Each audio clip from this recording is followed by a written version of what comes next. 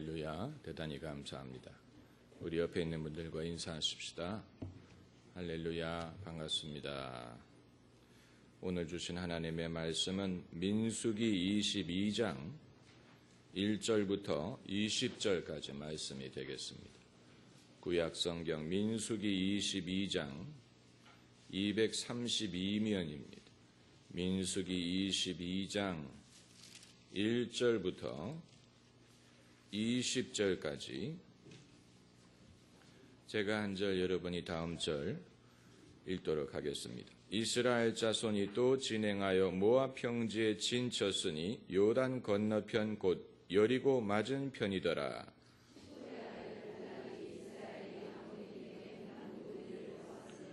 모압이 심히 두려워하였으니 이스라엘 백성의 많음을 인함이라. 모압이 이스라엘 자손의 연고로 번민하여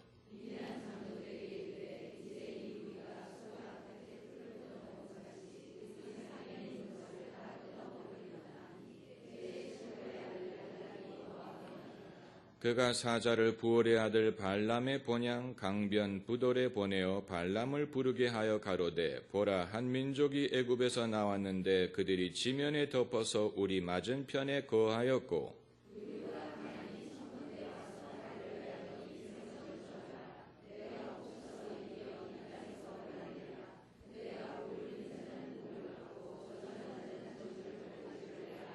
모압 장로들과 미디안 장로들이 손에 복술의 예물을 가지고 떠나 발람에게 이르러 발락의 말로 그에게 고하매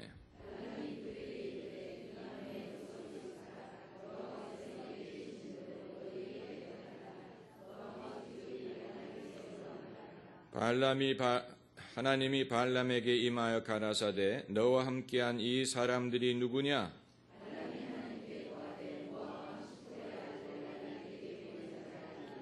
보라, 애굽에서 나온 민족이 있어 지면에 덮었으니 이제 와서 나를 위하여 그들을 저주하라. 내가 혹 그들을 쳐서 몰아낼 수 있으리라 하나이다.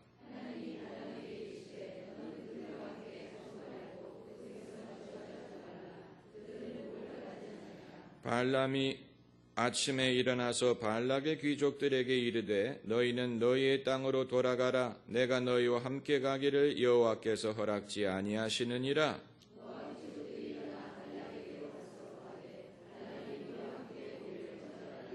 발락이 다시 그들보다 더 높은 귀족들을 더 많이 보내매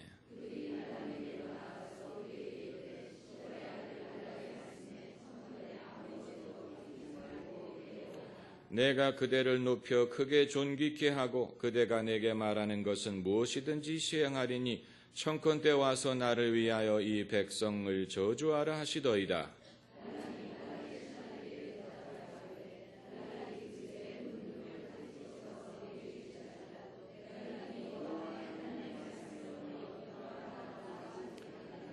그런즉 이제 너희도 이 밤에 여기서 유하라. 여호와께서 내게 무슨 말씀을 더하실는지 알아보리라.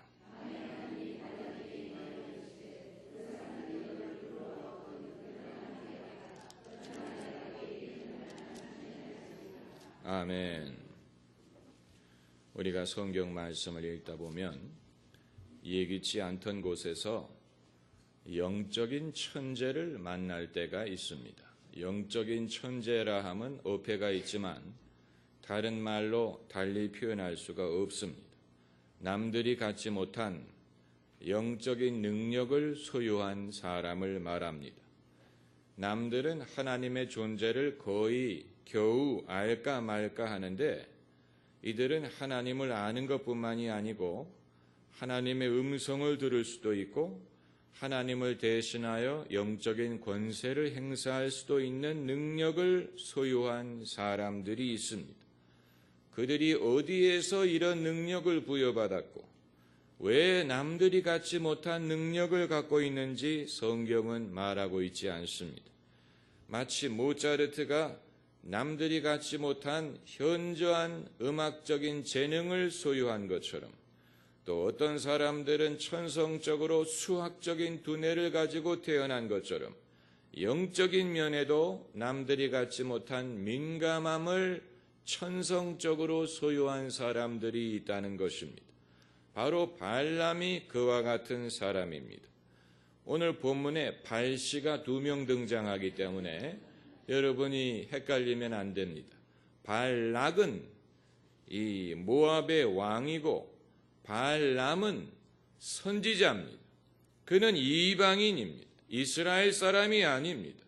그럼에도 그가 여호와 하나님을 알고 있는 것뿐만이 아니고 여호와의 말씀을 들을 줄 알고 또 그가 복을 비는 사람은 복을 받고 저주하는 사람은 저주를 받을 수 있는 그런 영적인 권세를 소유하고 있습니다. 그래서 발락이, 모압의 왕 발락이 다가오고 있는 이스라엘 민족에 대해서 두려움을 느끼고 경계심을 느껴서 이제 선지자인 발람에게 사람을 보내서 당신이 저 이스라엘 민족을 저주해달라고 부탁을 하는 것입니다. 일종의 복수를 써달라는 것입니다. 복술, 술수, 영어로 하면 witchcraft, 마술이라고 보낼 수 있는데 이건 어떤 속임수를 사용하는 오락을 위한 매직이 아니고 실제로 영적인 파워를 사용해서 원수에게 해를 끼치는 것을 말합니다. 6절에 와서 나를 위하여 이 백성을 저주하라. 내가 혹 쳐서 이기어 이 땅에서 몰아내리라. 그대가 복을 비는 자는 복을 받고 저주하는 자는 저주를 받을 줄을 내가 알미니라. 발람이 어찌해서 이러한 능력을 갖게 되었는지 우리는 알 수가 없습니다. 성경이 그것을 설명하지 않습니다. 그러나 때로는 이러한 인물이 존재합니다. 옛날 아프리카 흑인들이 아프리카에서 노예로 끌려와가지고 신대륙의 노예로 와서 노예로 살 때 미국의 명문 사립학교에 흑인 학생들이 다니는 경우가 있었다고 합니다. 다른 흑인들은 노예로 끌려와서 비참하게 생활을 하는데 어떻게 명문 사립학교에 흑인 학생들이 다닐 수가 있느냐? 이들은 끌려온 노예가 아닌 아프리카의 왕족들로 VIP처럼 미국에 와서 학교를 다니고 있었다는 것이 희한한 현상이죠. 그들의 동료들은 전부 다 노예로 끌려와서 비참하게 생활을 하는데 그럼에도 왕족으로서 VIP로 미국에 와서 공부를 하는 그런 특권을 누리는 흑인들이 있었다는 얘기입니다. 발람은 이방인이지만 다른 이방인답지 않게 여호와 하나님을 알고 있었고 또 그가 축복하는 사람은 복을 받고 저주하는 사람은 저주를 받을 수 있는 그런 영적인 특권을 갖고 있었다는 얘기입니다. 하나님도 발람의 은사를 인정하셨습니다. 그렇기 때문에 발람에게 뭐라고 명하셨냐면 이스라엘을 저주하지 말라. 그들은 복받은 민족이니라. 만일 발람의 은사가 별 볼 일 없는 것이라면 하나님도 발람의 저주를 그냥 무시하면 되셨을 텐데 그게 아니고 발람의 은사가 위력이 있는 줄을 하나님도 아셨기 때문에 그에게 특별히 이스라엘을 저주하지 말라고 구체적으로 명령을 하실 필요가 있었던 것입니다. 여기에서 우리는 인간의 영적인 은사와 그것을 이용하려는 인간의 본성을 엿볼 수가 있습니다. 발람에게 이러한 은사가 있다는 사실을 아는 발락이 재물을 들고 가서 그로 하여금 자기의 원수인 이스라엘을 저주해달라고 청하는 것입니다. 이스라엘은 발람의 원수가 아니에요. 발락의 원수. 발람은 이스라엘을 저주할 이유가 없어요. 그렇지만 발락이 재물을 들고 가서 발람으로 하여금 자기가 갖고 있는 영적인 은사를 이용해서 자기의 원수인 이스라엘을 저주해달라고 청을 하는 것입니다. 그러니까 사람에게 영적인 은사가 없는 것도 문제지만 영적인 은사가 있을 때라도 그것을 왜곡된 목적으로 이용하려는 사람들의 동기가 문제가 되는 것입니다. 은사가 없는 것도 문제지만 은사가 있을 경우에 그것을 왜곡된 목적으로 이용하려는 사람들이 달라붙습니다. 하나님이 주시는 은사는 신령한 것이고 선한 목적으로 사용하라는 것이지만 그러나 그것을 이용하려는 사람의 동기는 지극히 육신적이고 이기적이고 왜곡됩니다. 그러니까 결국 나는 복을 받고 내 원수는 저주받기 원한다. 이러한 본성이 작용한다는 것입니다. 발락이 결국은 자기는 승리하고 자기의 원수 이스라엘은 저주받기를 원하는 마음으로 신령한 은사가 있는 발람에게 찾아가서 재물을 주면서 그 은사를 이러한 목적을 위하여 이용해달라고 부탁을 하는 것입니다.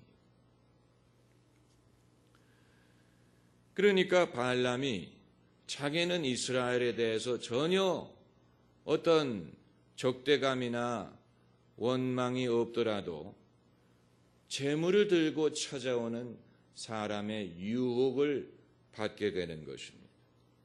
아마 이 세상에 있는 점쟁이나 샤만들 중에는 물론 점치는 귀신의 힘을 빌어서 예언을 하는 사람도 있겠지만 누가 압니까? 발람처럼 이방인이지만 여호와 하나님과 연결된 사람이 있을 수 있습니다. 그건 우리가 잘 모르는 것입니다. 영적인 현상에 대해서는 우리가 모르는 경우가 많습니다.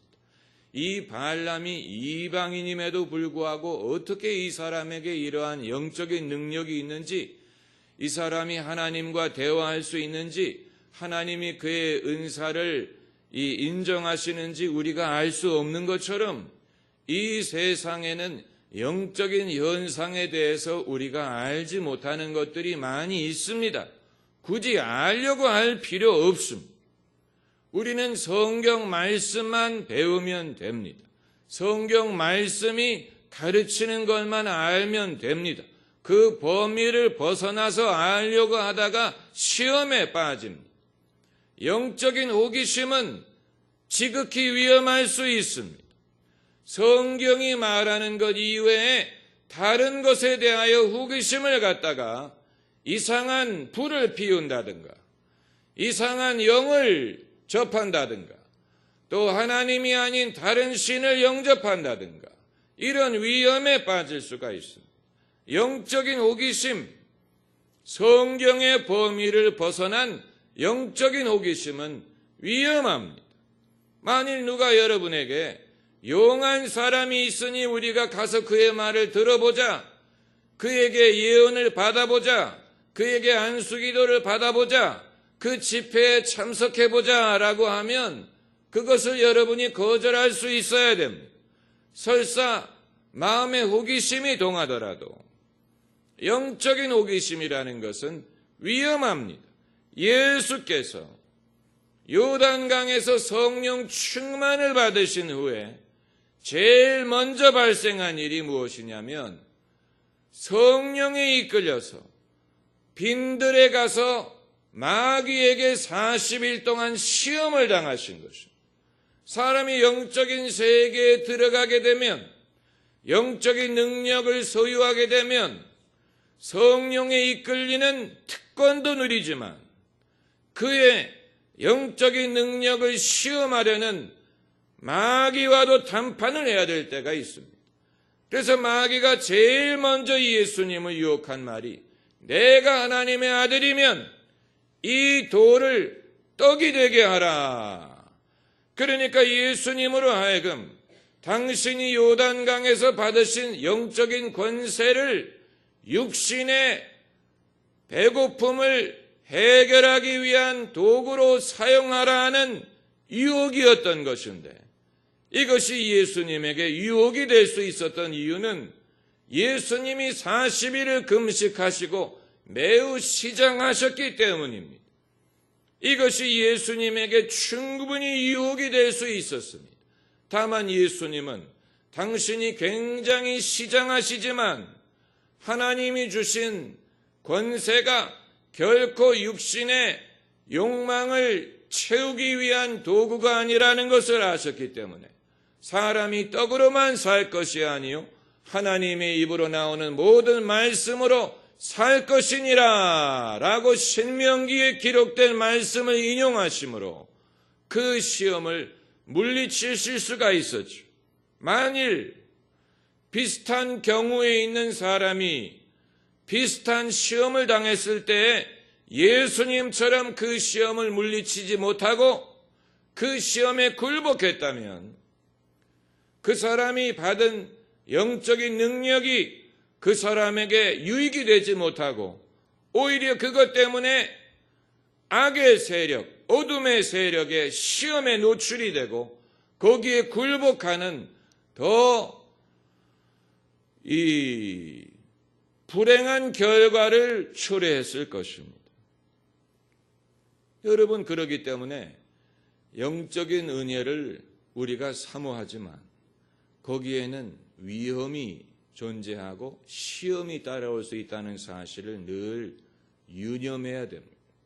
이단 교주, 사이비 교주들이 애초부터 사이비가 되려고 했던 것은 아니라고 보는데 그들이 언제 비롯 왜곡되기 시작했냐면 영적인 능력을 소유하고 능력을 행사하게 되면서 그들이 빗나가게 된 경우가 많이 있습니다.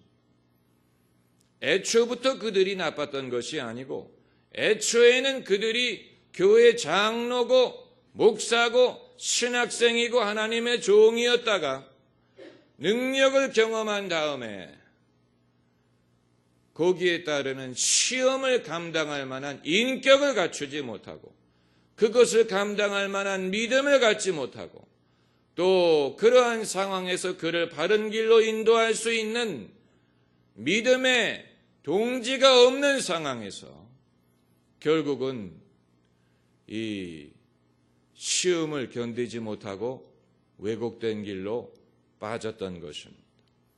여러분, 우리가 그냥 달라고만 고집해서는 안 되는 이유는 하나님이 우리가 구하는 것을 주셨을 때에 내가 그것을 제대로 감당할 만한 그릇이 되는가를 생각해야 됩니다. 그것이 성공이든 재물이든 영적인 것이든 어떤 것이든 간에 내가 구하는 것을 하나님이 만일 허락을 하셨을 경우에 내가 그것을 시험당하지 않고 교만해지지 않고 바르게 간수할 수 있는 준비가 돼 있는지 내가 그릇이 예비가 됐는지를 알고 구해야지. 많은 사람들은 자기 자신에 대해서는 돌아보지 않고 달라고만 하고 하나님이 주지 않기 때문에 내가 이런 것처럼 하나님이 주었더라면 내가 달랐을 텐데 왜 하나님이 나에게 허락하지 않았는지 내가 원하는 것을 왜 하나님이 주지 않으셨는지 자기 자신은 돌아보지 않고 하나님만을 탓하는 경우가 많이 있습니다. 하나님이 왜 안 주시겠습니까? 그러나 하나님도 아시는 것입니다. 내가 나에게 달라고 요구하는 것을 내가 스스로 알지 못하는도다. 내가 그것을 너에게 주었더라면 너에게 유익이 되지 않고 너를 교만하게 만들든 너를 오만하게 만들든 너로 하여금 빗나가게 만들든 타락하게 만들든 내가 너에게 주는 것을 내가 감당하지 못하면 너에게 유익이 되지 못한다는 거예요. 유익이 되지 못한다는. 유익이 안 돼도 좋으니 한번 줘보라고. 그건 자신의 인생을 가지고 도박을 하는 것입니다.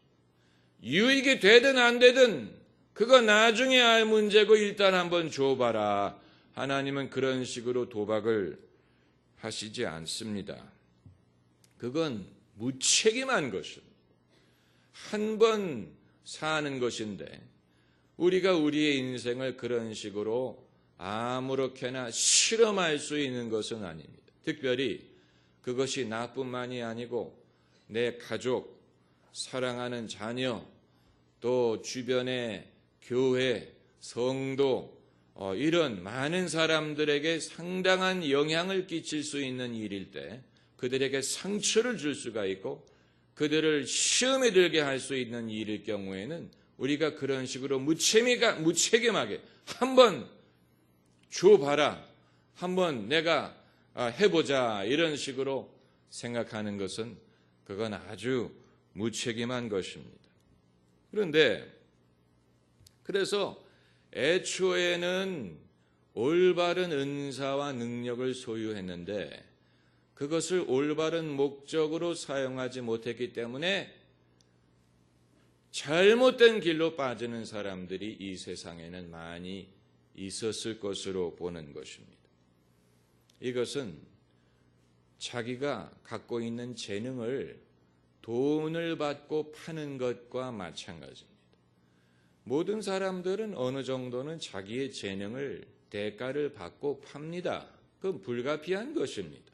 사람이 먹고 살기 위해서는 자기가 잘하는 것을 대가를 받고 팔 필요가 있습니다. 그러나 영적인 은사를 돈을 받고 팔게 되면 하나님이 주신 영적인 은사를 대가를 받고 팔게 되면 그것은 이 일반 점쟁이나 다른 것이 없는 것입니다. 사람이 복채를 들고 가서 점을 치는 것처럼 헌금을 들고 가서 예언을 받는 이런 어떤 대가를 받고 돈을 받고 하나님이 내게 주신 은사를 파는 그런 경우가 되어버린다면 하나님이 그렇게 돈벌이 하라고 은사를 주셨느냐? 그건 아니죠. 그건 아닙니다. 여러분, 이것은 발람의 경험인 것뿐만이 아니고 우리 모두의 경험이요, 우리 모두가 겪는 시험입니다. 만일 여러분 주변에 특별한 예언의 은사가 있는 사람이 있다고 했을 때 여러분이 그 사람을 찾아가서 제일 먼저 무엇을 물어보시겠습니까? 무엇을 물어보고 싶습니까? 언제 예수님이 제일이 많으냐? 언제 남북 통일이 이루어지고 북한이 복음화될 것이냐?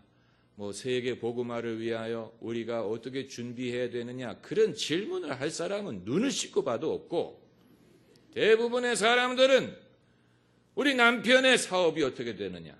우리 아이가 앞으로 결혼의 길이 어디서 열릴 수 있고 진로가 어떻게 될 것이냐? 아마 이것을 물어볼 것입니다. 그러니까 점쟁이를 찾아가는 이방인이 물어보는 질문이나 하나님의 주신 은사로 예언하는 사람을 찾아가는 기독교인이나 관심사는 다를 바가 없다는 사실이에요. 이것이 인간의 모습이에요.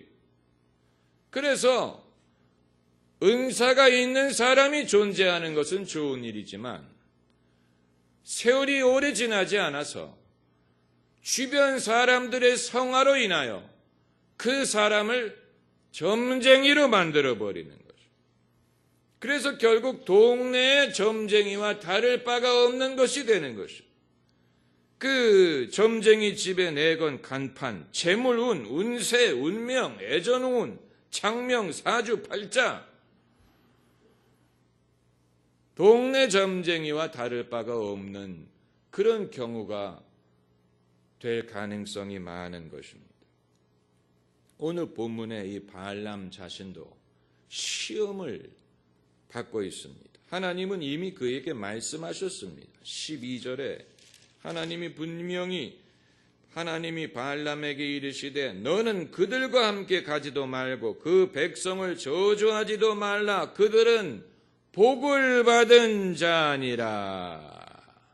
그들은 복을 받은 자, 이스라엘 백성은 복을 받은 민족이에요. 그렇다고 하나님이 그들에게 늘 소원만 들어주는 게 아니고, 이스라엘이 잘못했을 경우에 하나님은 엄하게 그들을 치시고 엄하게 징계하심. 그러나 징계를 할 거라면 하나님이 결정할 부분이지, 발락이 임의로 발람에게 이스라엘을 저주하게 해달라고 했다고 발람이 함부로 저주할 수 있는 그런 백성이 아니라는 얘기입니다. 왜냐하면 하나님은 그들에게 복을 주셨기 때문에 아무나 임의로 그들을 저주할 수 있는 것이 아니라는 것입니다. 하나님이 이미 발람에게 분명하게 당신의 뜻을 보이셨어요. 그런데 발락이 계속해서 더 높은 신하를 보내서 애청을 하고 더 많은 재물을 갖다 주니까 발람이 마음이 흔들립니다. 그래서 19절에 뭐라고 대답하냐면, 그런즉 이제 너희도 이 밤에 여기서 유하라. 여호와께서 내게 무슨 말씀을 더하실는지 알아보리라. 더하기는 뭘 더합니까? 하나님이 이미 말씀하셨는데 발람이 그런데 흔들리기 때문에 혹시 하나님이 마음을 바꿨을까 봐, 하나님의 세컨 오피니언, 혹시 하나님이 다른 뜻을 말씀하실까 해서 이 밤에 여기서 내게 무슨 말씀을 더하실는지 알아보리라. 발람이 마음이 흔들리는 것입니다. 이 시험당하는 사람의 모습입니다. 하나님은 당신의 입장을 바꾸시지 않습니다. 할렐루야.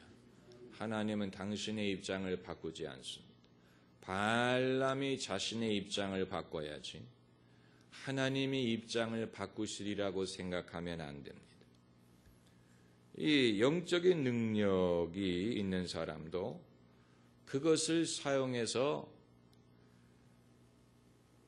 인간의 운명을 바꿀 수 있을 것이라고 생각하면 안 되고, 하나님의 뜻을 발견해서 하나님의 뜻에 사람이 순응하게 해야 됩니다. 그것을 성경은 뭐라고 부르냐면 회개, 회심, 순종이라고 부릅니다. 그러니까 발락이 이스라엘을 하나님이 축복하셨다는 사실을 알고 자기도 하나님에게 순응하고 이스라엘의 협조를 하든가, 이렇게 하면 환난을 피할 수 있을 텐데, 그러나 발람은 애굽의 바로처럼 마음이 강팍해서 하나님의 뜻을 저항하고 하나님이 하시는 일을 반대하고 하나님이 축복한 민족을 대적하려고 하는 것입니다. 그래서 영적인 능력을 이용해서라도 자기의 뜻을 이루려고 하는 것입니다. 그렇게 될 리가 없죠. 그렇게 될 수 없습니다. 사람이 하나님께서 나를 사용하시도록 해야지 사람이 하나님을 이용할 수가 없다는 얘기. 이 예언이든 은사든 영적인 능력이 우리로 하여금 하나님을 이용할 수 있도록 하는 것이 아닙니다. 오히려 하나님의 섭리를 발견해서 그 섭리에 우리가 순응할 수 있도록 돕는 것입니다. 그래서 그걸 회개라고 부르고 회심이라고 부르고 순종이라고 부르는 것입니다. 여러분, 그것이 훨씬 우리에게 유익하고 안전하고 복되고 그것이 더 우리에게 도움이 됩니다. 할렐루야. 이 하나님의 거룩한 섭리를 우리가 빨리 깨달아서 거기에 순응하고 내 삶을 거기에 맞춰야 됩니다.